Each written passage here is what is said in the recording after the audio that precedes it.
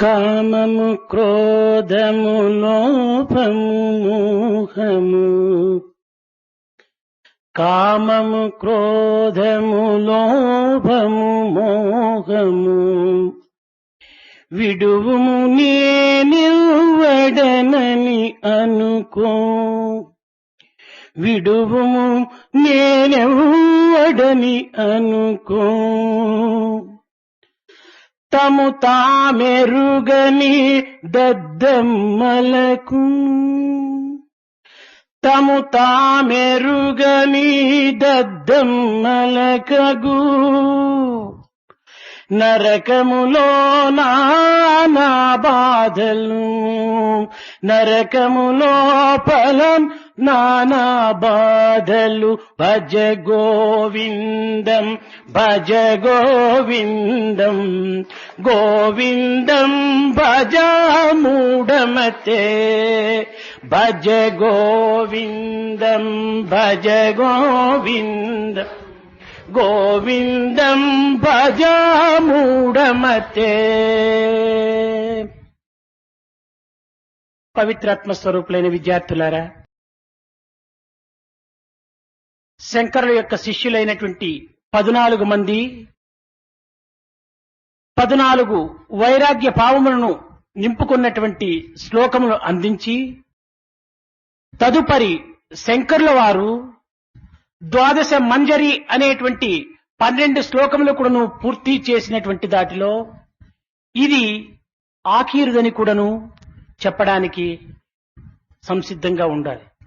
అయితే ఈ శ్లోకమునందున్నటువంటి యొక్క వైరాగ్యము మరింత విపరీతమైనటువంటి యొక్క మార్గమును అనుసరించటమే కాకుండా అతి ప్రధానమైనటువంటి యొక్క జ్ఞాన నేత్రమును తెరచుటకు అత్యవసరమైనటువంటి మార్గాన్ని కూడాను నిరూపించటం జరిగింది.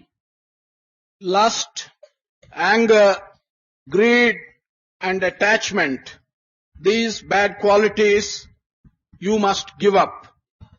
Ask yourself who you are. If you are so foolish as not to know who you are, you will have endless troubles in the hell. Pavitratma Swarupas, young students, there were 14 disciples of Shankara who gave 14 different verses dealing with different kinds of vairagya or detachment. After that, Shankara himself gave the Dvadasha Manjari, the 12 verses. In these 12 verses, this is an important verse which specially lays emphasis on detachment. There is nothing more important than detachment, but this verse has a special feature. It opens your eye of wisdom or knowledge. కామక్రోధ లోభ మోహాది గుణములు మానవుని యందు దొరలవలే చేరి దొంగతనములకు ప్రయత్నం చేస్తుంటున్నాయి. కానీ మన యొక్క దృష్టిలో దొంగల వలె చేరి దొరలుగా చెలాయిస్తున్నాయి. ప్రతి మానవుని యొక్క హృదయమునందు కూడాను ఇవి జ్ఞానమనేటువంటి యొక్క మణిను దొంగలించుకునే నిమిత్తమై ఈ 4 గుణములు ఒక విధమైనటువంటి యొక్క ప్లానులు వేసుకొని ప్రతి మానవుని యొక్క హృదయ అంతరాత్రం యందు కూడాను అంతరాత్మ భావములు యందు కూడాను చలామణి జరుగుతూ ఉంటుంటాయి. These bad qualities, lust, anger, greed, attachment, arrogance and so on, they are entering the minds of people as if they are honorable persons. And once they enter, they behave like thieves. However, in our view, we seem to feel that they are coming like thieves and behaving like honorable people. They spoil man's ideas. They tarnish man's mind. They ruin his inner peace of mind. ఇందులో కామం అనేటువంటి వాడు ఈ 4 దొంగల ఎందుకును ప్రధానమైనటువంటి leader గా నిలిచి ఉంటాడు. Kama, lust, he stands amongst all these qualities as an important leader. మిగిలినటువంటి ముగ్గురు కూడాను ఇతనిని అనుసరించుకుంటూ ఇతని యొక్క అభిప్రాయములకు వారు తలలూపుతూ కూడాను మిగిలినటువంటి కార్యములు చేయడానికి సంసిద్ధులై ఉంటుంటారు. The other 3 follow this leader and are always ready to obey him and do such things as are dictated by him for them to do. అసలు జన్మమునకే మూల కారణం కామము, మరణమునకు కాలుడు, జీవితమునకు రాముడు. ఈ కాముడు, రాముడు, కాలుడు ఈ ముగ్గురి యొక్క చేతుల యందు మానవుని యొక్క జీవితము మెలుగుతూ ఉంటుండాది. In fact, Kama, the god of lust, is responsible for our birth. Similarly, Kala, the time, is responsible for our death, and Rama is responsible for our life and good living. కనుక మధ్యనున్నటువంటి రాముణ్ణి మనము అనుగ్రహానికి పాత్రులైనప్పుడు ఈ కామ కారుని యొక్క తత్వములు ఏమాత్రం కూడాను మనల్ని హింసించడానికి పూనుకోవు. If therefore we can deserve by our conduct the grace of Rama who comes in between, then the Kama who is at the beginning and the Kala or the time who is at the end, they are not going to trouble us very much. నిమురు కప్పిన నిప్పు వలె, పాచి కప్పిన జలము వలె, పొర కప్పిన కన్ను వలె ఈ యొక్క కామం అనేటువంటిది జ్ఞానమును కప్పుకొని ఉంటుంటాది. Like fire which is covered by ash, like water which is covered by a layer, like the eye which has got a cover of cataract, this Kama doesn't show itself up, it is covered by something which doesn't make it evident. This is covered by wisdom. ఇప్పుడు ఈ కామం అనేటువంటి యొక్క తెర ఎక్కడి నుంచి వచ్చింది, దీని యొక్క స్వభావం ఏమిటి అని దీని పుట్టు పూర్వోత్తరాలు కనుక్కోవటం అత్యవసరము. It is necessary for us to find out and inquire where from has this cover of Kama has come, what is its origin and what is its nature. ఈ కామం వల్ల నిత్యానిత్య పరిశీలన కూడాను స్తంభించిపోతుంది. On account of this Kama, we will not be able to distinguish between what is lasting and what is only temporary. విచక్షణ భావమును మరచిపోతుంది. We forget our ability to distinguish between right and wrong. మోహమును అభివృద్ధి పరుస్తుంది. It increases our attachment. మోహం వల్ల జ్ఞాపకశక్తి తగ్గిపోతుంది. జ్ఞాపకశక్తి తగ్గిపోవటం చేత బుద్ధి క్షీణిస్తుంది. బుద్ధి క్షీణించడం చేత మానవత్వాన్ని నాశనం అనరించుతుంది. As a result of this attachment filled with love, our memory becomes weak. When the memory becomes weak, our intelligence becomes weak. Once the intelligence becomes weak, then we will not be able to find out what is good or what is bad. కనుక ఈ కామం అనేటువంటిది మన జీవితమునకే ఒక విధమైనటువంటి నాశనాన్ని చేకూరుస్తుంది. కనుకనే మొట్టమొదట కామతత్వం ఏమిటో, కామ జన్మస్థానం ఏమిటో, కామం యొక్క స్వభావం ఏమిటో మొట్టమొదటి దానిని అర్థం చేసుకోవటం, లేక విచారణ సలుపుకోవటం, దాని యొక్క ఆదిని గురించి మనము అన్వేషణ జరపటం చెయ్యాలి. This Kama has the capacity to ruin our very life. Therefore, it is imperative on our part to find out and inquire what is its true nature. Where does it come from? What are its qualities? It is essential that we should understand these aspects of Kama. దానిని మనము తెలుసుకుంటేమా ఒక్క క్షణములో మనకు అది దూరం అయిపోతుంది. If we understand it in one moment, it will go away from us. మనము తెలుసుకొనక దానికే ప్రధానమైనటువంటి స్థానమును అందించి దానిని పెద్దగా మనం భావించడం చేత అది మన తలపైన ఎక్కి తాండవమాడుతుంటుండాలి. If we, without understanding it, give an important place, give a high place, then that will get the upper hand. It will go on our heads and it will begin to dance on our head. దీనికి ఒక చిన్న కథ. There's a small story for this. ఒక గ్రామంలో వివాహం జరుగుతుంటుండాలి. వివాహమునకు ముందు దినము పెళ్లి కుమారుల వారు ఒక గ్రామం నుంచి తరలి వచ్చారు. పెళ్లి కూతురు ఇంటి వారు ఒక ఇంటిలో ఉంటున్నారు. అయితే ఈ ఇరువురికి మధ్య లోపల ఒక వ్యక్తి అటువైపున పెళ్లి కొడుకు వారికి, ఇటువైపున పెళ్లి కూతురు వారి దగ్గర కూడాను చాలా జబర్దస్తు జరుపుతూ వస్తుంటున్నాడు. In one village, there was to take place the function of a marriage. The party of the bridegroom came to that village from some other place. The party of the bride are staying in another house. In between the bridegroom's house and the bride's house, there was one individual who was demanding all kinds of comforts for himself and posing as an important person. పెళ్లి కొడుకు ఇంటి దగ్గరికి వెళ్లి, మీరు ఏమాత్రం కూడాను కాలకాలానికి సరిగా మీరు భోజనానికి రావటం లేదు, మేము కాచుకోవాల్సి వస్తుంటుండాది, ఎన్ని పర్యాయములు పిలిచినా మీరు రావటం లేదు, అటా ఇటు అని చాలా జబర్దస్త్గా వారి దగ్గర మాట్లాడుతున్నారు. ఆ పెళ్లి కొడుకు ఇంటి వారు అనుకుంటున్నారు ఇతనెవరో పెళ్లి కూతురి ఇంటి పెద్దగా ఉంటుంటాడు అని వారు భావించారు. This individual used to go to the bridegroom's place and tell them, you are not coming in time for your dinner. You are always delaying matters and we have been waiting for you on every occasion. This is the kind of rebuke he was giving. People belonging to the bridegroom's party thought that this individual was some respected elder on the side of the bride. ఇంకా పెళ్లి కూతురి ఇంటికి వస్తున్నాడు, ఏం మీరు మమ్మల్ని సరిగా గుర్తించడం లేదు, మాకు సరి అయినటువంటి గౌరవం అందించడం లేదు, మమ్మల్ని అలక్ష్యంగా మీరు అగౌరవాన్ని పరుస్తున్నారు అని పెళ్లి కూతురు వారి దగ్గర జగడములు వేయటము. He used to go to the bride's house and tell them, you are not giving us due recognition, you are not respecting us properly, you are not giving us all that is due to a bridegroom's party. And this is how he was telling the bride's people. ఈ విధంగా ఒక విధమైనటువంటి నాటకం ఆడటం చేత పెళ్లి కూతురి ఇంటి వారు పెళ్లి కొడుకు వారేమో ఈ పెద్ద అనుకోవటం, పెళ్లి కొడుకు ఇంటి వారు పెళ్లి కూతురి ఇంటి పెద్దనేమో అనుకోవటము ఈ రకంగా జరుగుతూ వచ్చింది.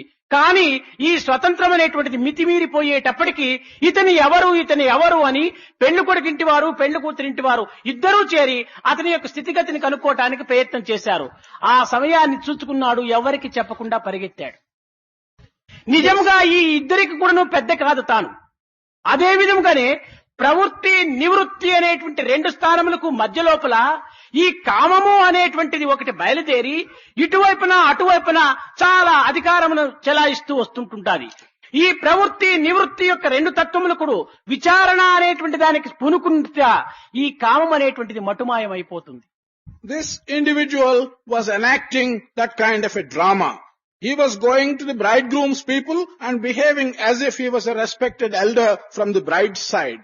He was going to the bride's people and was behaving as if he was an elder from the bridegroom's side. The moment both the parties felt that he was crossing his limits and he was not behaving properly, both the parties started making an inquiry as to who he was. And very soon they were coming to know that he does not belong either to the bride's party or to the bridegroom's party. When such a situation arose, this man slipped away and disappeared altogether. In this analogy, we have like the two parties, pravrutti and nivrutti. That is, what is concerning this world and what is concerning detachment. Once you have these two, kama, like this individual, plays and enacts this particular drama going to one and the other, pravrutti and nivrutti. But once you put in inquiry and try to make out what the origin of this karma is, it will disappear and slip away like that individual. ఈ కామం అనేటువంటి రోగము ఎట్టి ఔషధంతో కూడాను చచ్చేటువంటిది కాదు, ఎట్టి ప్రయత్నంతో కూడాను అణిగేటువంటిది కాదు. ఒక్క భగవత్ ప్రేమానుగ్రహం చేతనే ఇది పట్టుబడిపోతుంది. అట్టి భగవత్ ప్రేమకు, అట్టి భగవత్ కృపకు మనం పాత్రులమయ్యేటువంటి యొక్క ప్రయత్నానికి మనం పూనుకోవాలి.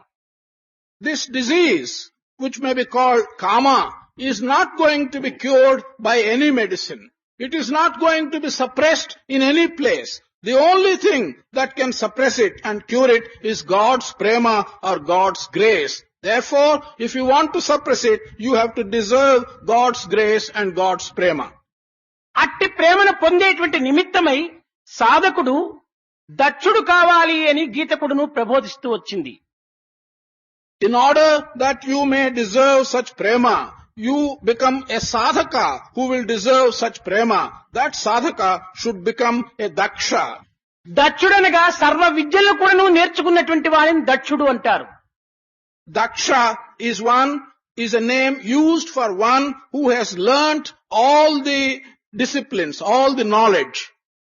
అనుగా ప్రవృత్తి విద్య, నివృత్తి విద్య, అపర విద్య, పర విద్య, ఈ అన్నింటి విద్యలు కూడా నేర్చుకున్నటువంటి వాడిని ఈ 64 విద్యలు ఉంటున్నాయి. ఈ 64 విద్యలు కూడా నేర్చుకున్నటువంటి వాడిని దక్షుడు అని పిలిచవచ్చు. We give the name Daksha to a person who has learnt all the various possible branches of knowledge, such as pravrutti, nivrutti, aparavidya, paravidya, and so on. There are 64 different branches of knowledge. One who has mastered the 64 different branches of knowledge will be called a daksha. మనము పురాణ దక్షిణ యొక్క కథలు మనం విని ఉండవచ్చును. We might have heard the stories which are contained in our Puranas. ఈ పురాణ దక్షిణకు అందరూ ఆడబిడ్డలే. అందులో ఒక బిడ్డ సతీదేవి అని. This Daksha, who is described in the stories of Purana, has got all his children as only girls. One of the children is Sati Devi. Satidevi అనగా జ్ఞాన విద్య అని దీనికి పేరు. The name Sati Devi signifies knowledge or the study of wisdom. కనుక ఈ జ్ఞాన విద్య ఈ దక్షిణ దగ్గర ఉండటం చేత ఈశ్వరుడు ఆ సతీదేవిని వరించాడు. This knowledge or wisdom, because it is present with Sati Devi, Ishvara, the Lord, wanted to have her as his bride. ఈమెను వరించడం చేతనే ఈశ్వరుడు ఈ యొక్క దక్షిణకి సంబంధుడుగా మారిపోయాడు. అదే విధంగానే భగవత్ సంబంధము, ఈశ్వర సంబంధము మనకు కావాలనుకున్నప్పుడు మనము జ్ఞానము అనేటువంటి జ్ఞానదేవి అనేటువంటి యొక్క సచీదేవిని మనలో ఉద్భవింప చేసుకోవటానికి ప్రయత్నం సల్పాలి. Because Ishvara was wanting to get Sati Devi, Ishvara became related thereby to Daksha. So, if we want to get near God and establish a relationship to God, then we shall have to develop wisdom and acquire wisdom. కనుక సాధకుడు అయ్యేటువంటి వాడు ఈ జ్ఞాన విద్యను మనం ఆర్జించినప్పుడే సర్వ విద్యలు కూడాను మనల్ని వరించడమే కాకుండా తరింప చేస్తాయి. So, one who is given to this kind of karma or lust, it is only when you are able to acquire the necessary wisdom, the education relating to wisdom, all other branches of knowledge will also come to you. అయితే ఈనాడు పేరుకు సాధకులమే కాని మనము సాపాటు రాములమైపోతున్నాం. But today, it's only in name that one is a sadhaka, but all the time we are spending our time eating food.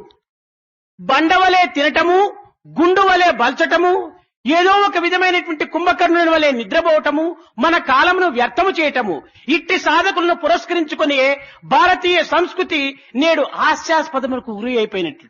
We eat heavy food, we sleep like a kumbhakarna, we become a very stout person. In this way, we waste our time. The reason why our Indian culture has got to some ridicule by others is because of these various actions. ఎవరికి నీ శ్రమ ఇవ్వక, ఎవరికి నీ శ్రమ కలిగించక, తమ పనులు తామే చేసుకుంటూ తమ యొక్క తత్వాన్ని, తమ యొక్క విశిష్టతమైనటువంటి సత్యాన్ని తాము విడువక మార్గమును అవలంబించుతూ ఇతరులకు మార్గదర్శకుడై తాను అలవడుచుకున్నప్పుడే ఇతను ఒక విధమైనటువంటి వ్యక్తి కింద మనము గుర్తించడానికి వీలవుతుంది. One who does not give any trouble to others, one who doesn't cause hurt to others, one who does his own work and looks after his own duty without depending upon any others and follows his own path and is an ideal to others, such a person we can recognize as a worthy individual. కనుక మనము ఈ వయసునందు ప్రతి ఒక్కరికి కూడాను ఆదర్శప్రాయుడుగా నిల్చాలి కానీ అన్యులతో చెప్పించుకునేటువంటి యొక్క స్థితికి మనం దిగజారకూడదు. Therefore, in this age, you should be an ideal for everyone else. You should not slip down to a position where others will tell you what to do and what not to do. కనుక మన మానవత్వాన్ని పవిత్రమైనటువంటి యొక్క దివ్యత్వం లోపల ప్రవేశింపచేయటానికి ఇట్టి యువకులైనటువంటి విద్యార్థులు ప్రప్రథమలో కంకణం కట్టుకొని తమ యొక్క కామతత్వమును, తమ యొక్క క్రోధతత్వమును, తమ యొక్క విజృంభణను కొంతవరకును అణచుకునేటువంటి ప్రయత్నానికి పూనుకున్నప్పుడే తాను ఈ విద్యాధికారిగా లేక విద్యనొక్కు అర్హుడుగా తాను కాగలడు. When you undertake to make the nature of a human being reach the divine in you, undertake this particular sacred task and have the determination by which to be humble, by which to develop humility, it's only then that you will deserve to get this education, and after getting this education, you will also deserve to become some important person in giving education to others. విద్య నిమిత్తమై విద్యాలయములకు వెళ్ళటం, కానీ ఎందు నిమిత్తమై ఈ విద్యాలయములకు వచ్చినామో ఆ యొక్క లక్ష్యాన్ని మర్చిపోవటము. ఇది విద్యార్థులకు సరైనటువంటి అర్థం చేసుకునేటువంటి యొక్క పరిస్థితిలో వీరు ఈ విద్యను కొంతవరకు పొందడానికి ప్రయత్నం సలుపుతున్నారనే గోచరిస్తుంది. You go to colleges for acquiring education, and then you forget why you have come to the colleges and what the purpose is, and the students must therefore spend their time in understanding the main purpose for which you are wanting to get educated. అనేక మంది విద్యాలయములకు వెళ్లి విద్య విషయమును మరచి విషయ సంబంధమైనటువంటి మాటల లోపల కాలమును వ్యర్థపుచ్చి కట్టగడపడకు పరీక్షలు వచ్చేటువంటి సమయానికి కొత్త బుక్కు తెరచడానికి ప్రయత్నం సలుపుతుంటారు. Many go to colleges and they forget that they have joined the colleges for the purpose of acquiring education. They get themselves involved in fulfilling material and sensuous desires. They waste their time, and by the time the examinations come close, they begin to open their new unused books for the first time. ప్రేమ స్వరూపులైన విద్యార్థులారా, ఈ వయసు బంగారు వంటి వయస్సు, మహా పవిత్రమైనటువంటి వయస్సు. ఈ వయసు మరి చిక్కాలంటే దక్కాలంటే మనకు దక్కేటువంటిది కాదు, చిక్కేటువంటిది కాదు. ఈ చిక్కిన కాలమును దక్కిన సమయాన్ని మనం కొంతవరకు పవిత్రం చేసుకోవటానికి తగినటువంటి ప్రయత్నానికి పూనుకోవాలి. ఈ పూనుకొనుటకు పూర్వము మనము ఇంద్రియములను నిగ్రహించుకోవాలి. ఇంద్రియము నిగ్రహించుకున్నటువంటి సమయమునందే మనము సర్వ విద్యలను కూడాను మన యొక్క హస్తగతం చేసుకోవటానికి తగినటువంటి ధైర్య సాహసాలు, దానికి తగినటువంటి బుద్ధి కుశలతలు కూడాను అభివృద్ధి అవుతాయి. Prema Swarupas, students, this age of yours is like a golden age. It is a sacred age. Even if you want to get it again, you won't get this age once again in your life. You must realize the sacredness of it, and you must decide to control your organs. It is only by controlling your organs at this age of yours, you will be able to acquire all branches of knowledge. You can also have the courage by which to know what is contained in what you study in your colleges. ఏమి లేని బుర్రలోన నింపవచ్చు ఏమైనను, ఏమేమో నిండియున్న బుర్ర నింప వీలగునా, కలిబోధలు నిండియున్న తలబుర్ర ఇది ఖాళీయగునా, తలబుర్ర ఇది ఖాళీగాక ఇలా సుకృతము నిల్వగలుగునా. If your head is empty and receptive, one can fill it with good ideas. But if your head is not empty and is already full with all kinds of ideas, can we put anything into it further? It is not possible to fill the head of that kind with any ideas, good and bad. కనుక మన యొక్క తలను పవిత్రమైనటువంటి భావములతో, సుకృతమైనటువంటి శీలములతో, దివ్యమైనటువంటి జ్ఞానముతో నింపుకోవటానికి తగినటువంటి ప్రయత్నం సలపాలి. అంతేకాని ప్రపంచంలో జరిగేటువంటి నానా లౌకికమైనటువంటి యొక్క ఈ మలినమైనటువంటి విషయాలను లేక రోతబట్టినటువంటి యొక్క పాత గుణములను కూడాను మనము బుర్రలో నింపుకోవటానికి పూనుకోకూడదు. You must try and fill your heads with sacred ideas. You must fill it with good sayings. You must also fill it with wisdom and knowledge. You should not fill your head with impure ideas. You should also not fill your head with rotten things which have been abandoned long ago.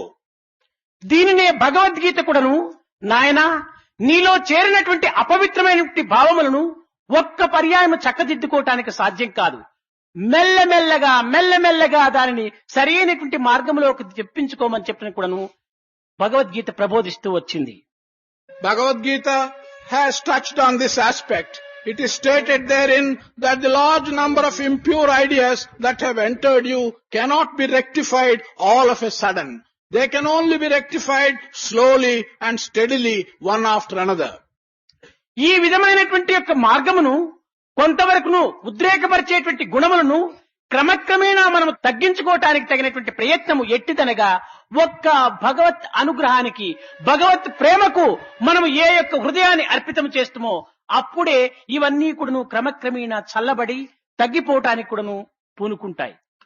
The path that will help you to reduce the exciting qualities and to decrease these bad ideas which have gone into you steadily, one by one and slowly, is to get your heart conduct itself in a manner so as to deserve the grace of God, so as to deserve the prema of the Lord.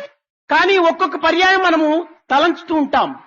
ఇంత గాఢంగా నిలిచిపోయినటువంటి ఈ దుర్గుణాలను మనం ఏ రీతిగా సులభంగా తప్పించుకోవడానికి వీలవుతుంది, ఇది నా జన్మలో జరగనటువంటిదని కూడాను మనం బలహీనులైపోతుంటాము. అట్టి బలహీనతకు మనం చోటు ఇవ్వకూడదు. తగినటువంటి ప్రయత్నాన్ని కూడాను మనం గట్టి పట్టుతో దాన్ని సాధించడానికి పూనుకోవాలి. Sometimes we think these bad ideas are so firmly rooted in us. How are we going to get rid of them? I have not got the necessary strength to get rid of these firmly rooted bad ideas. You should not give place to such weakness. You must make a determined attempt to get rid of them, and you can get rid of them if you have the strength. మంచి అభ్యాసములు కానీ చెడ్డ అభ్యాసములు కానీ మనము యొక్క చేయటం చేతనే, మన యొక్క అభ్యాసముల చేతనే అవి పెరిగినవి కానీ లేకున్నా హఠాత్తుగా మన యొక్క తలలో చేరినటువంటివి కాదు. మంచికి చెడ్డకు మన అభ్యాసములే మూల కారణం. Either good practices and ideas or bad practices and ideas have not come to you all of a sudden. They have come to you slowly as a result of your own doings, either good and bad. కనుక ఏ విధమైనటువంటి అభ్యాసంతో అవి తలమీరిపోయినవో ఆ విధమైనటువంటి అభ్యాసములే మనము తలంచి మనము ఆ విధమైన అభ్యాసం లోపల ఈ యొక్క జీవితమును అంకితం చేసి ఆ పెరిగిపోయినటువంటి అభ్యాసమును తరిగించుకోవడానికి తగిన ప్రయత్నం సలపాలి. We should be able to recognize which of these practices have become bad and have crossed the limits. We should also recognize which of them are under our control. And in our life we must make an attempt to get at those bad practices which have crossed the limits and remove them from ourselves. దీనికి ఒక చిన్న కథ. A small story for this. ఒక వ్యక్తి నిరంతరము కూడాను అపిని అంటారు నల్లమందు తినటము చాలా అలవాటు చేసుకున్నాడు. One individual got into the bad practice of eating opium. కానీ దానిని నిలబెట్టడానికి సాధ్యం కావటం లేదు. నిరంతరము మత్తులో ఉంటుండి తన ఆరోగ్యాన్నంతా కూడాను పాడు చేసుకుంటూ వస్తున్నాడు. It was not possible for him to control his taking the opium. And by taking opium, he was always in a kind of coma and he was ruining his health. ఈ విధమైనటువంటి బలహీన స్థితి లోపల ఆ గ్రామమునకు ఒక మహనీయుడు వచ్చాడు. While he was passing in this weak state of health, one great person came to that village. ఆ సమయం లోపల గ్రామస్తులందరూ కూడాను ఆ మహనీయుని దర్శించడానికి వెళుతూ వచ్చారు. ఆ గుంపుల లోపల ఈ వ్యక్తి కూడాను ఆ మహనీయుని దర్శించడానికి వెళ్ళాడు. All the individuals in the village were going to have the darshan of this Mahapurusha. Along with the crowd, this particular person who was taking opium also went there to have his darshan. ఒక్కొక్కరు వారి కష్టములు, నష్టములు, అనారోగ్యములు ఇలాంటి యొక్క బాధలను చెప్పుకుంటూ ఆ మహనీయుని యొక్క ప్రబోధనలు కొంతవరకును ఆలకించి వారి యొక్క ఆదేశమంతా కూడా వీరు అనుభవించి అందుకొని వస్తూ ఉండేటువంటి వారు. ఈ సమయం లోపల ఈ అపిని తినేటువంటి వ్యక్తి కూడాను అతి సమీపించేటప్పటికీ, నాయన నీ ఆరోగ్యాన్ని పాడు చేసుకున్న తర్వాత ఈ లోకంలో నీవు చేయవలసినటువంటి కార్యములు ఏ రీతిగా చేయగలవు? కనుక నీవు ఆరోగ్యమును మొట్టమొదట చూసుకో. దేహమే ఆరోగ్యము. ధర్మ అర్థ కామ మోక్షానాం ఆరోగ్యం మూలముత్తమం. ఆరోగ్యం చక్కకుంటే కదా ఈ ధర్మార్థ కామ మోక్షములైనటువంటి పురుషార్థములు కూడాను మనం సాధించడానికి వీలవుతుంది అని అనేక రకములైనటువంటి బోధనలు చేసి నీవు దీనిని తగ్గించుకోవడానికి తగినటువంటి ప్రయత్నం సల్పమన్నాడు.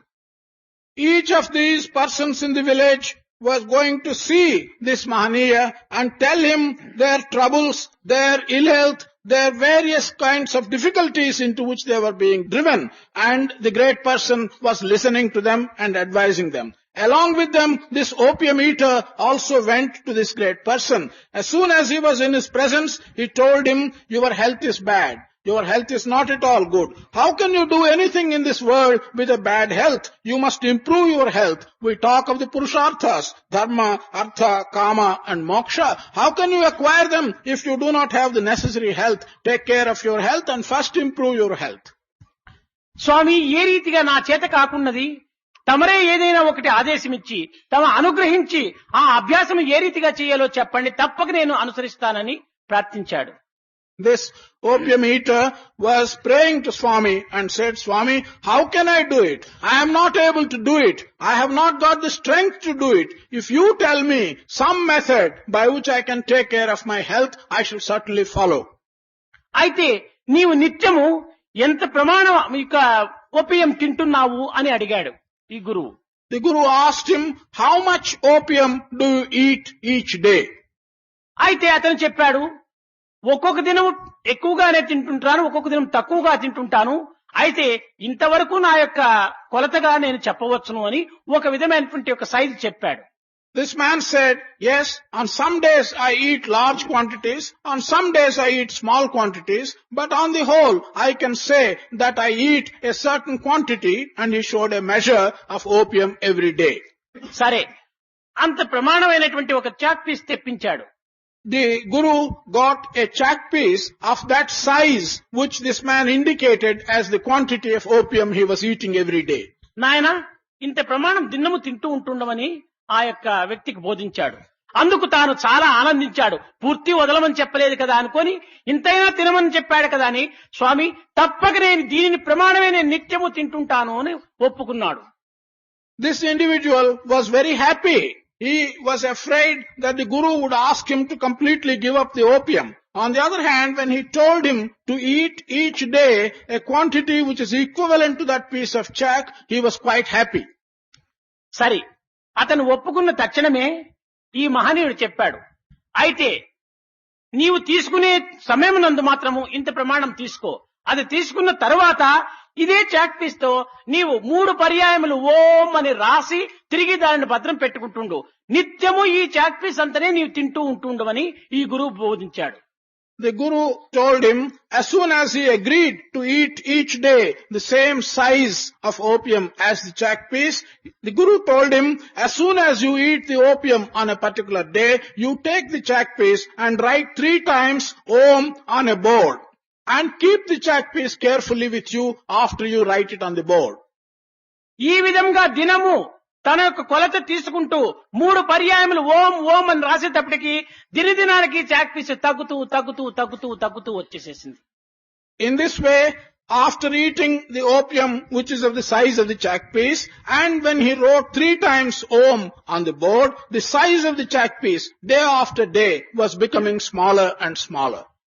ఈ విధంగా కడపటికి ఆ యొక్క చాక్ పీసు పూర్తి అంతర్ధానమైపోయింది. తన అభ్యాసం కూడా పూర్తి నిలిచిపోయింది.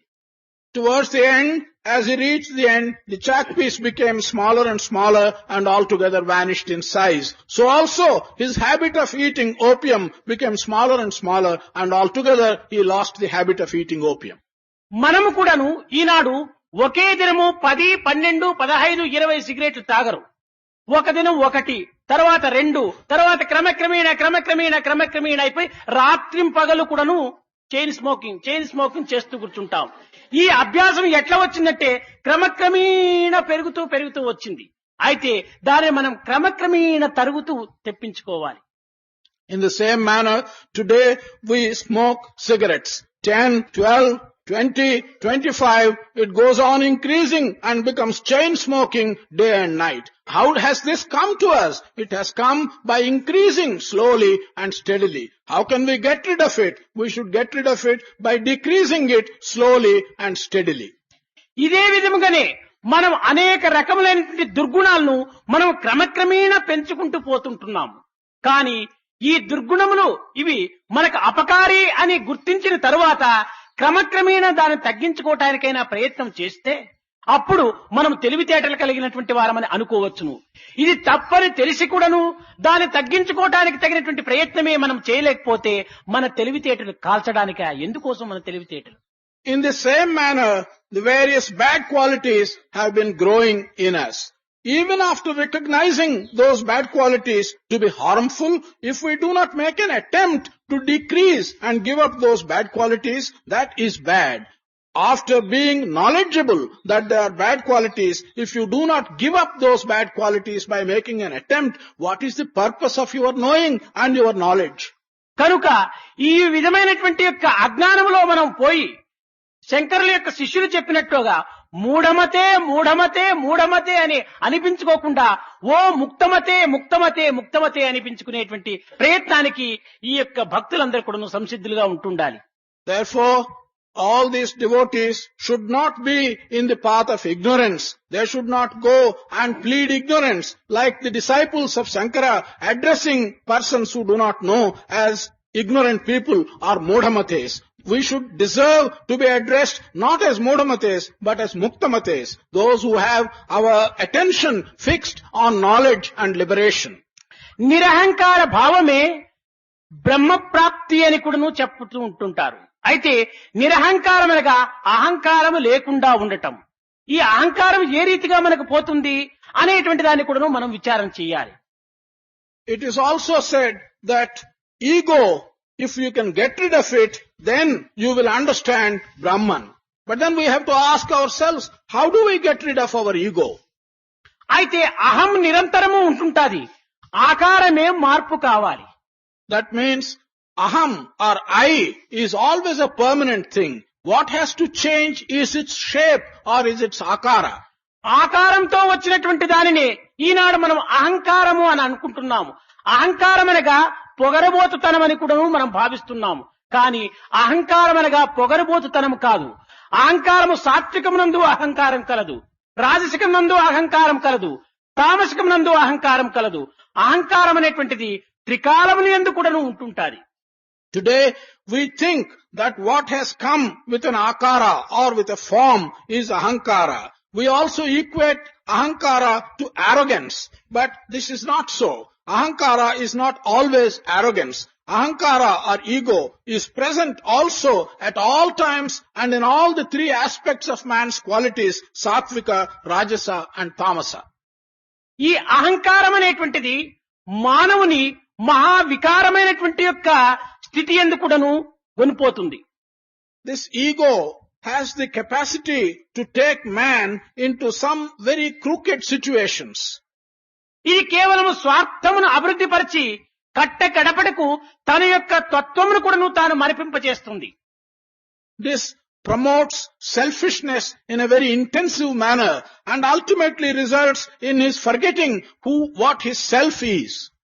కనుక ఈ అహంకారం అనేటువంటిది కేవలము కొన్ని అనుకూలములను పురస్కరించుకొని కూడాను చేరుతుంటాది. This ego also comes to us and reaches us in accordance with certain convenient situations. అందమును బట్టి అహంకారం రావచ్చు, విద్యను బట్టి అహంకారం రావచ్చు, ధనమును బట్టి అహంకారం రావచ్చు, లేక జన సమూహమును బట్టి అహంకారం రావచ్చు, కులమును బట్టి అహంకారం రావచ్చు. అహంకారమునకు ఒక్క త్రోవ అనేటువంటిది లేదు. ఏ మార్గమునందైనా కూడాను తనకు కొంత బలము ఏర్పడినటువంటి సమయంలో అహంకారం అనేటువంటిది తలపైనెక్కుతుంది. This ego may come to you if you are beautiful. This ego may come to you if you get educated. It may come to you if you are a wealthy person. It may also come to you if you belong to a high community. It may come to you on the basis of your caste. It may come to you through various passages like that. Once it comes to you through one or other of these passages, it sits on your head.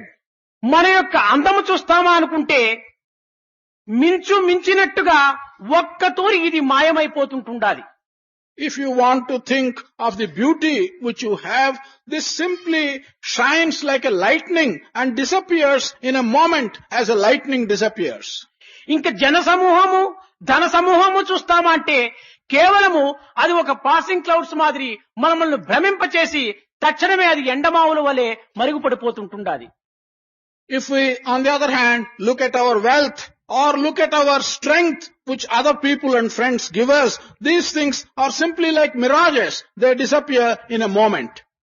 ఇంకా మనము అధికారం యొక్క అహంకారం చూస్తామా అంటే అధికారం ఎప్పుడు ఊడుతుందో, ఎప్పుడు పెరుగుతుందో, ఎప్పుడు తరుగుతుందో ఉన్నంత వరకే మనకు ఈ యొక్క బాధ్యత. తదుపరి మనము సామాన్యమైనటువంటి స్థితి అందుతుంటాము. కనుక అధికార స్థితి ఎందు కూడాను అహంకార పట్టడానికి అవకాశం లేదు. If we look at a possible position and authority, then one does not know when this position and authority will rise or will become less or will vanish altogether. The moment you lose the position and authority, you become an ordinary person. There is no point in thinking of ego which depends on your position or authority. ఇంకా విద్యా విషయముల గురించి మీరు అహంకార పడతారా? నిజమైనటువంటి విద్య అంటే అహంకారము లేనిదే విద్య. అహంకారం ఉంటే అది విద్యనే కాదు. If you want to feel important and arrogant as a result of the education which you have, it is well known that if you feel arrogant and you have the ego, that is not the right type of education. True education brings only humility and not ego. విద్యే వినయ సంపన్నే అన్నారు. పండితో సమదర్శన అన్నారు. కనుక ఈ సమతత్వము వినయత్వము విద్యల వల్ల మనకు అలవడుతుంది. Education brings in its wake great humility. And all educated people have an equal mindedness. They think of everyone else in the same manner. This humility and this equal mindedness should follow education. అంధుడగువాడు ఎవ్వడి అవని ఎందు అనగా విద్యలన్నీ కలిగియు అనగా అన్నీ ఉండి కూడాను తాను కన్నులు లేనటువంటి గుడ్డివాడైపోయినటువంటి వాడట. If we ask, who is the blind man in this world? The blind man is one who has all the knowledge, who knows everything, and yet he is not able to see things properly. అనగా పెద్దలను చూచినప్పుడు ఇంకే విధమైనటువంటి యొక్క దేశకాల పాత్రను అనుసరించినప్పుడు మనము అతి వినయులై అందరికీ కొన్ని రకమైన సేవను అందించేటువంటి యొక్క స్థితి లోపల మన యొక్క వ్యక్తిత్వాన్ని మనం అర్పితం చేయడానికి పూనుకోవాలి. ఇదే నిజమైనటువంటి విద్యకు సరైనటువంటి అర్థము. If only we are able to give service and appear in an humble manner and with humility when you see elders and in the country and at appropriate times and in appropriate environments, we are able to conduct ourselves with humility. That is the sign of proper education. చదువులలోని సారము తెలియక చదువరి నేనంచు తిరుగకురా, చదువుకొన్నందుకు సార్థకమేమన్న సద్గుణ నడకలే సారమురా అన్నాడట. Without knowing the essence of education, do not go about saying that you are an educated person. To know the essence of education is to realize that you should be humble and you should be knowledgeable. అందము ప్రాయము ఇంద్రియ శక్తియు నున్నది నిక్కకు రోరన్నా, ముందున్నదిరా తొందరలోని ముసలితనంబను ముసుళ్ల పండగ అన్నాడట. Your beauty, your age, the strength of your organs, do not feel very proud. The troubles are ahead of you when you become old. Then you will realize that these have no value. మసలలేవు కను మసకలు మోమున మడతలువడు తల నరుసుగదా, ముసలి కోతి అని పసివారలు నిన్ను ముసిముసి నవ్వగా కసరే బొమ్మ తై తై తై తై తై బొమ్మ దీని తమాష చూడర తోలు బొమ్మ అన్నట. You cannot move about. You cannot see with your eyes. Your vision is bad. Your head has become grey.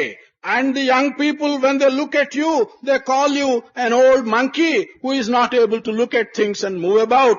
And what is the purpose in your feeling proud about this leather body which has no value at all when you become old?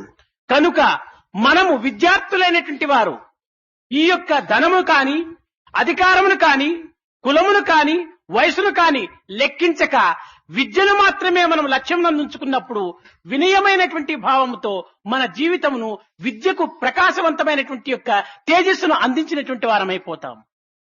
So, those of you who are students should not attach importance to wealth, should not attach importance to position, not to age, not even to caste. You must only think of the proper education which you have, which will lead to humility, and it's only then that you will be able to have a useful and purposeful life.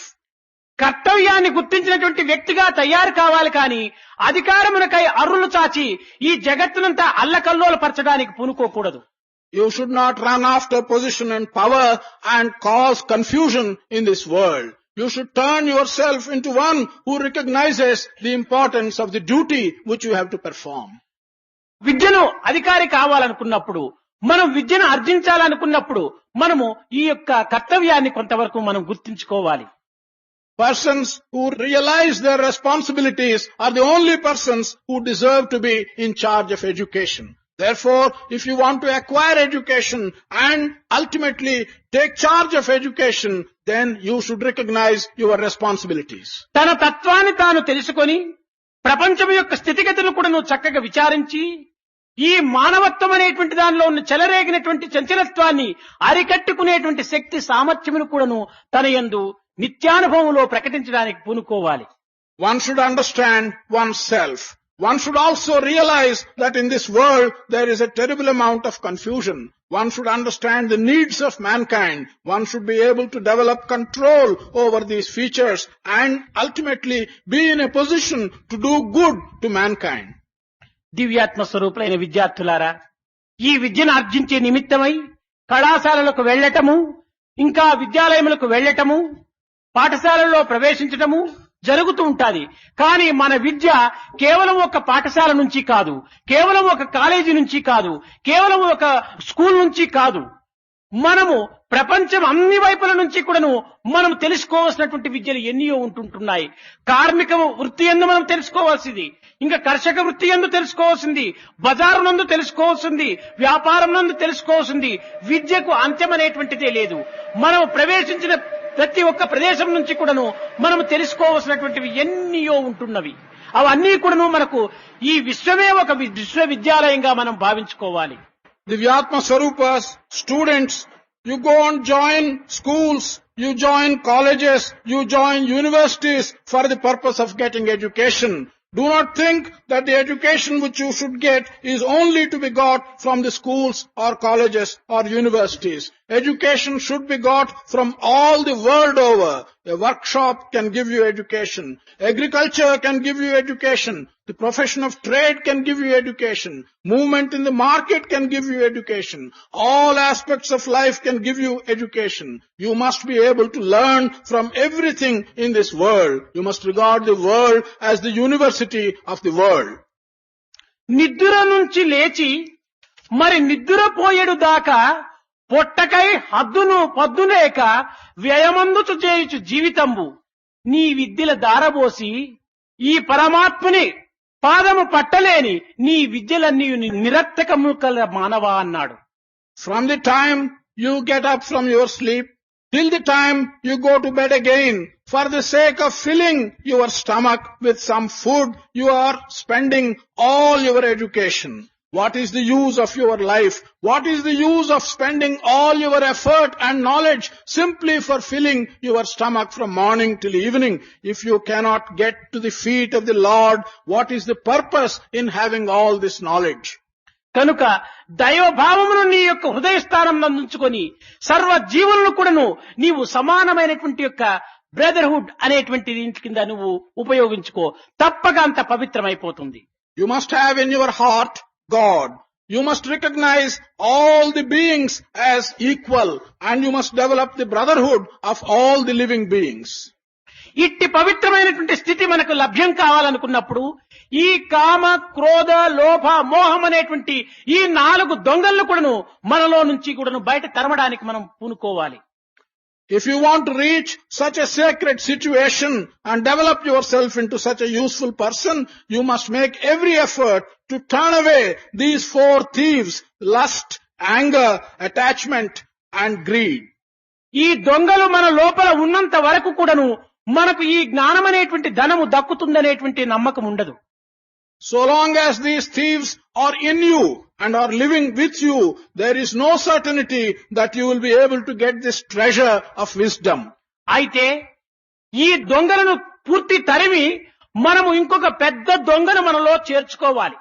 But after driving away these thieves, we shall have to get a bigger thief into us. ఆ దొంగనే భగవంతుడు. అతని వలనే చిత్తచోర అనేటువంటి పేరు కూడా అతనికి సార్థకం. That thief is God himself. That is why he has a name, Chittachora, one he steals your mind.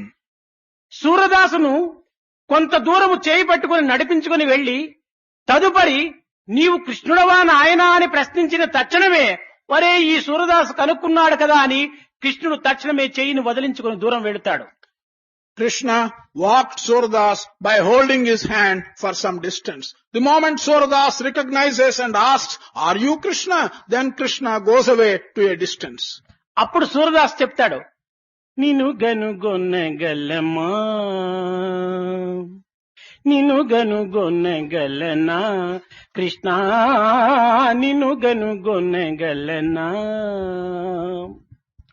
అణువు కంటే అతి సూక్ష్మరూపుడవు, ఘనము కంటే అతి ఘననీయుడవు, 84 లక్ష జీవముల అనయంబున నెడబాయకుందువట, అణువు రేణుతుడ కాష్టము మొదలుగా అఖండ రూపుడవై వెలయుదువట.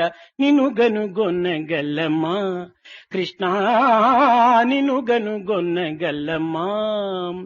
ఘనమగు దొంగలలో గజ దొంగవు, నిన్ను గనుగొనగలనా అని కృష్ణుణ్ణి వర్ణించినాడట. Suradas described Krishna in the following terms. How can I find you, Krishna? How can I understand you? You are smaller than the smallest particle that one knows. You are larger than the largest infinity one can conceive of. You are bigger than the 84,000 lakhs of creations. You are the biggest thief among the big thieves. How can I understand you and how can I find you? కనుక ఈ అహంకారమును అణచడానికి నీ ఒక్కడే సరి అయినటువంటి యొక్క శక్తి సామర్థ్యుడు స్వామి అని ఈ అహంకారమును అణచటం చేతనే అతనికి మధుసూదన అనేటువంటి పేరును కూడాను అందించాడు. In recognition of the fact that God is the only one, He is the only one who can really remove ego and ahankara from us. It is in that context He has been called Madhusudana. Madhusudana అనగా మధు అనేటువంటి రాక్షసుని సంహరించినటువంటి వాడు కనుక మధుసూదనుడు అని కూడాను కొన్ని అర్థములు. కానీ ఇక్కడ ఆ అర్థాన్ని మనం తీసుకోకూడదు. మధు అనగా తేనె కంటే తీయనైనటువంటి పదార్థము, అతి మధురమైనటువంటిది. అటు మధురమైనటువంటిది మానవునికి ఏమిటంటే అహంకారమే అతి మధురమైనటువంటిది. మానవునికి అహంకారము మధురమైనటువంటి అహంకారం అనేటువంటి దానిని హతమార్చేటువంటి వాడు కనుకనే అతనికి మధుసూదన అని పేరు. Madhusudana has got one meaning in as much as Madhu is the name of a demon, and one who has conquered a demon by the name of Madhu is called Madhusudana. But that is not the meaning in which we use it here. Madhu also means sweeter than honey. What is it that is sweeter than honey for man? Man goes after his ego, that is sweeter than honey. One who can completely destroy this ego, which is sweeter than honey, is also Madhusudana. మధుస్వరూపమైనటువంటి మధురమైనటువంటి యొక్క భగవంతుడు మానవునికి మధురమైనటువంటి అహంకారమును హతమార్చటం చేత అతను మధుసూదనుడైనాడు. తాను మధువుగానే ఉన్నాడు, హతమార్చినది మధువుని. కనుక ఆ మధువును అనేటువంటి దాన్ని మధువే హతమార్చింది కనుక అతనికి మధుసూదనుడు అని కూడాను ఇంకొక పేరు. God is in the form of sweet honey. We regard God as sweeter than honey. So also ego is sweeter than honey for man. This one sweet thing has destroyed another sweet thing. That is the reason why we call God also Madhusudana. కనుక మన అహంకారం అనేటువంటి మనకు అతి మధురమైనటువంటి అహంకారాన్ని హతమార్చేటువంటి వాడు ఒక్క భగవంతుడే కనుక అట్టి భగవంతుణ్ణి మనం విశ్వసించి ఈ అహంకారమును విసర్జించి మన జీవితమును ఒక సేవకా వృత్తి ఎందు కానీ లేక పవిత్రమైనటువంటి యొక్క భగవత్ ప్రీత్యార్థమైనటువంటి భావంతో కానీ మన యొక్క కార్యములు యందు మనం కాలిడిచినప్పుడే దానికి తగినటువంటి యొక్క గౌరవము, దానికి తగినటువంటి మర్యాద, తగినటువంటి అంతా తానే చూసుకుంటాడు. భగవంతుడి ఏది అర్హతను ఏ సమయమునందు ఏ కాలమునందు ఈ యొక్క వ్యక్తికి ఏ అధికారం అందించాలో అంతా తానే చూసుకుంటాడు. Therefore, our ego, which is very sweet, can only be removed by God, who is also very sweet. Therefore, have faith in Him and give up your ego. Develop an idea of doing service. Move closer to God. If you can do that, God, who has removed the ego in you, will Himself see when you have to be respected, what you have to be given, and at what time. This whole responsibility will rest on God Himself. కాన మనము ఈ దుర్గుణములనేటువంటి ఈ 4 దొంగలను కూడాను మన నుంచి దూరం చేసుకునేటువంటి ప్రయత్నం లోపల పూనుకోవాలని ఈ శంకరుల యొక్క వాక్యము ప్రబోధిస్తూ వచ్చింది. భజగోవిందం యొక్క 31 శ్లోకముల లోపల కూడాను కొంతవరకు నిత్యము ఒక్కొక్కటిగా మనం వింటూ వస్తున్నాం. ఇంకా కొన్ని మనము ఈ సమావేశం లోపల చెప్పుకోతగినటువంటివి కాదు. అవి కొంత అతని దృష్టిలో ఉత్తమమైనటువంటివిగా ఉండినప్పటికీ ఈ కాలమునకు ఈ పరిస్థితికి అవి కొంత అసభ్యంగా ఉండటం చేత నేను ఆ శ్లోకములను కొంత వదిలిపెడుతున్నాను. వదిలిపెట్టి మిగిలినటువంటి వాటికి కూడాను మనం అందుకొని తదుపరి మీకు అవసరమైనటువంటి విషయాలంతా కూడాను మీతో తర్కించి మీలో ఉన్నటువంటి డౌట్స్ ను పూర్తి నిర్మూలం చేసి దానిని దూరం చేసి మిమ్మల్ని హాయిగా ఆనందంగా నిర్మలంగా నిశ్చలంగా నిస్వార్థమైనటువంటి సేవకులుగా తయారు చేసి త్వరలోపలనే మీ స్వస్థానాలకు పంపుతాను. It was Shankara's message that you should remove and get rid of these 4 thieves, the bad qualities in you. The 31 shlokas, the verses which consist in Bhajagovinda, we have been having one a day. But In an assembly like this, there are some verses which cannot be expounded with any propriety. There are a few, and those are not being expounded. But I will deal with the other verses and remove all your doubts and explain to you the significance and of Shankara's message, and will send you home happy with a clean and clear mind. ఈనాటితో ఈ మన ప్రసంగాన్ని ముగించి కొంతసేపు నామస్మరణ చేద్దాం. Today I will bring this discourse to a close, and we shall have some namasmaran for some time. మధుర మధుర మురళీ ఘన శ్యామ మధుర మధుర మురళీ మధుర మధుర మురళీ ఘన శ్యామ మధుర మధుర మధురాధిపతే రాధే శ్యామ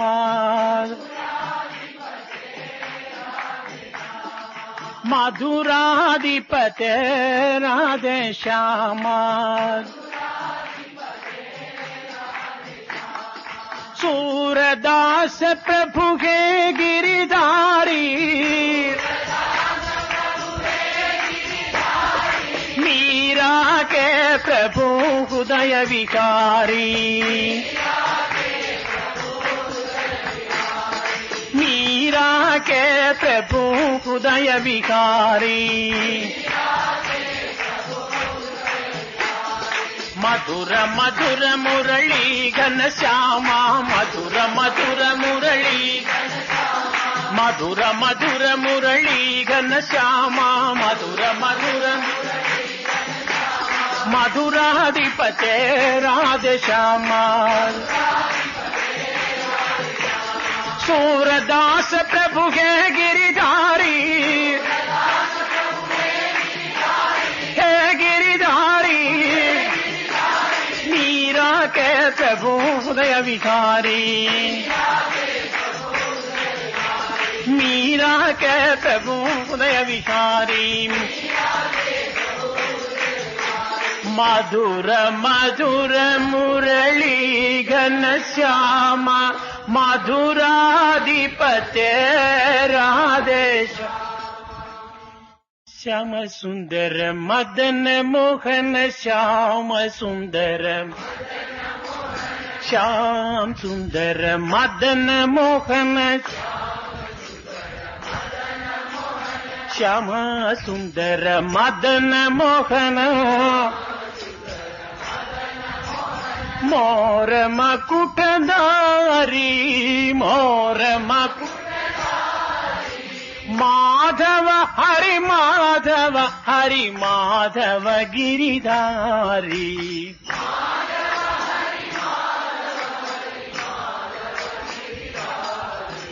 माधव हरि माधव हरि माधव गिरिधारी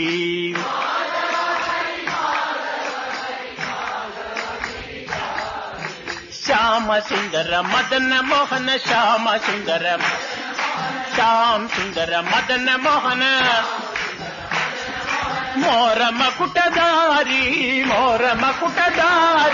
माधव हरि माधव गिरिधारी माधव ओ माधव हरि माधव गिरिधारी श्याम सुंदर मदन मोहन मोर मकुटधारी माधव हरि माधव गिरिधारी